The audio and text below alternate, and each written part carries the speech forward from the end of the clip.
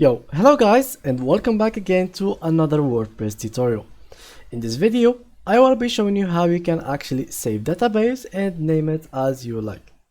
So basically, first of all, what I need you to do is open the dashboard by going to wordpress.com/wp-admin. So right after you do so, a page like that will be opened for you.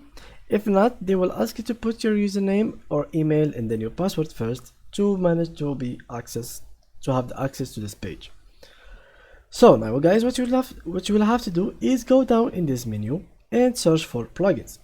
Right after you see them, you can go and click on it and then click on add new ones. The plugin that you are using in this tutorial is called all-in-one. So sometimes you will find it in your installed plugins, so make sure to search for it. Sometimes it comes by default. If not, just go ahead and search for it in these section. So all-in-one. So just like that, here it will be shown in here. So you have to download it and then you can activate it from here. If not, you can just go here and search for it in the inactive section and activate it. In our case, it is already activated. So what I'm going to do is go to here, and now I'm going to search whatever. If you want anything in here, for example, if you don't want them to export spam comments, if you don't want them to export post revisions, if you don't want media library theme or any duplicated stuff, you don't want it to be anything that you don't want it to be exported, you can choose it from here and it will not be exported. So now click to export to file, and now we wait until it is fully exported.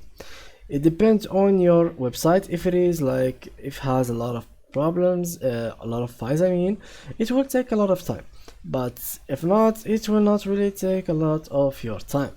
So now after it is completed, what you'll have to do is that you will receive a file named your websites and data. So what you need to do is just click on it or right click, and then you can rename it as you like any other file on your PC.